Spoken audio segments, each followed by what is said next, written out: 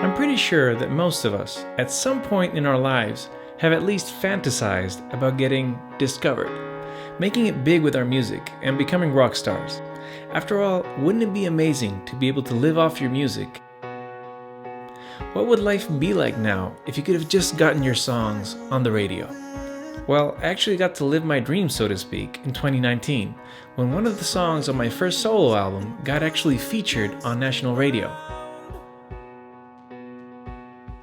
And I can tell you that, just like many other things in life, it's not quite the same as it is in the movies. Instead of instant success, this big breakthrough led me nowhere really. But that failure was what gave me the tools to find success elsewhere and build the channel that you're watching right now. And while the internet always tells you to learn from your failures, the truth is it's mostly full of success stories. So I thought it would be nice to hear from someone who failed miserably. This video is for all musicians, artists, and creators really, who sometimes wonder what it would have been like if they had gotten their big break, and what I learned from what I thought was mine. If you're already a subscriber, huge welcome back, and thank you so much for your support. If this is your first time here, hi, welcome to the Midlifesynthesist. Let's get started. To my generation at least, a crucial step to becoming a rock star or a real musician was getting played on mainstream radio. If only you could get that chance, then surely waves of people would call the station asking for your song to be played over and over until eventually Sony or Warner Music would come knocking at your door, just begging to get you signed. It worked for Bon Jovi, right? I am aware that this is a bit optimistic and exaggerated, of course, but you know what I mean. Well, it so happens that before I was a midlife synthesist and the world went to hell with the COVID pandemic in 2020, I was actually a midlife singer-songwriter, well on my way with a musical project that I called In Transit. I had spent the previous year professionally producing my debut album and even went so far as to making a video clip for what I thought would be my hit single. After lots of hard work, late in 2019, by some miracle and a very shrewd and crafty publicist, I somehow managed to get 2 of my songs playing regularly on national radio. It was an exciting time, to be sure. I had finally become, at least to my skeptical family and friends, successful with my music. However, this had very little effect on my everyday life. Money did not suddenly come pouring in. Warner and Sony did not call me. Nothing actually changed for me. I still worked my 9 to 5, and I was no closer to stardom than I was before. But I did learn some things, so I thought I might share them with you, just in case anybody out there might find some value in my story. Number 1, beware of con artists. So, the big labels didn't come a-calling, but a buttload of other people did reach out. All of them assured me that they had been blown away by my music and that they would love to work with me. All it would take for me to get access to their game-changing strategies and star-making programs would be my credit card number and huge amounts of cash. It's sad, but you should be aware that if you start making even the smallest of waves, they will come after you. We live in a world of hustle culture where everyone wants to offer you the golden ticket to get ahead, the secret recipe for making big money in little time, all in exchange for your hard-earned cash. And most, if not all of them, are just selling you beautifully wrapped, steaming, hot horse shit. Don't fall for it. You don't need them. Instead, take the time to educate yourself on whatever you're working on. Hone your skills. Find mentors. You'd be surprised at how many successful people out there just love to share their experience and help out people who are just starting out. Listen to those around you who lift you up and discard those energy-sucking naysayers that only see the bad side of things. But most importantly though, listen to your inner voice and stay true to yourself. It's better to fail at being you than to succeed at being someone you're not. Number 2, define what success means to you. This might seem obvious, but it's incredibly easy to get influenced by what other people think success really is. For some people, it's how much money you're making. For others, how many followers you have on YouTube or Instagram.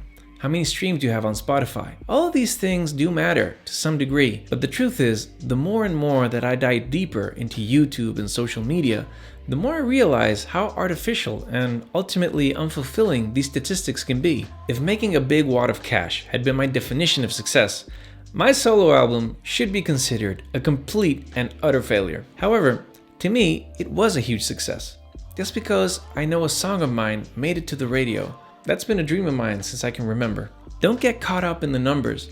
They come and go, and they can be brutally cruel to you if you let them take control of your life. Instead, use them to your advantage and learn from them, but don't let them get under your skin. Please remember, you are more valuable than the number of likes you can get. Number 3, be honest with yourself. You've probably heard this before. You are your own worst critic. In my case at least, I know it can be brutally self-critical and self-loathing without having to try too hard. This can be crippling sometimes, so I don't recommend it. It's much better to talk yourself up and be your own biggest fan, because if you don't believe in yourself, why should anyone else, right? I would suggest, however, that you be honest with yourself first, mainly because no one else will. Have you ever noticed that all your friends and family just rave about your music, but when you upload it, it doesn't immediately rank on the top 10 billboards? When was the last time you showed a track to a friend of yours and they were like, wow dude, that sucks? Of course not. No one who loves you wants to bring you down. The problem with that is, it may lead you to believe that your music is far better than it actually is. That's not their fault, mind you. They all want you to succeed and think that they're supporting you. You, on the other hand, should be able to look at your work with a far more analytical eye and be way more objective. I looked back at my songs and I realized that they were pretty good. But the world is full of pretty good. To really stand out among the crowd, you have to be amazing. And that's just it. My songs weren't amazing. And that's okay, we can't all be Freddie Mercury. But what we can do is work hard to get better and hone our skills, and maybe we can get close. So don't get discouraged. Everyone starts at zero. So give yourself time and be patient and honest with yourself. And who knows how far you'll go. By the way, if you're enjoying this video, I would really appreciate it if you could take a second and click that like button, because it helps the video get seen by more people and hopefully reach that one person out there who really needs to hear this right now. Thanks. 4. There is no such thing as a big break. Even though I do believe that luck does play its part and there is such a thing as being in the right place in the right time, I firmly believe that that only happens if you're ready and prepared when that right place and time comes your way. As a friend of mine always puts it, when opportunity comes a-knockin', you better be fully dressed and ready to answer the door. Basically, it's not so much that you get a big break, but that the big break happens organically as a result of your daily hard work and preparation. Show me one overnight success story and I'll show you a lifetime of work behind it. Finally, a goal only exists until you achieve it.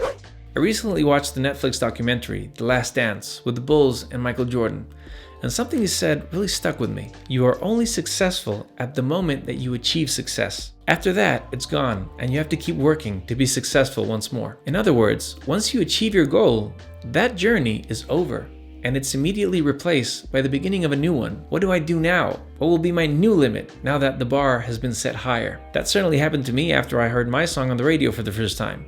I was immediately struck by what now syndrome. And I think the real lesson here is that achievements are fleeting and the rush of accomplishment is short-lived. But the process is where true lifelong happiness lies. Learn to love the time between starting and completing your dreams. Fall in love with what you're doing instead of just obsessing over the end result. Slow down on the highway and take a second to look at the scenery as you pass by. Life is about the journey, the process, and the achievements are just highlights in a much larger story. I'd really love it if you could share your successes or your failures and the lessons you've learned along the way in the comments below. Let's learn from our journeys together and help each other out to become better artists and better people, hopefully too. Thank you so much for watching. I hope you found this video useful, or at least entertaining. Have a great week. I'll see you in the next one.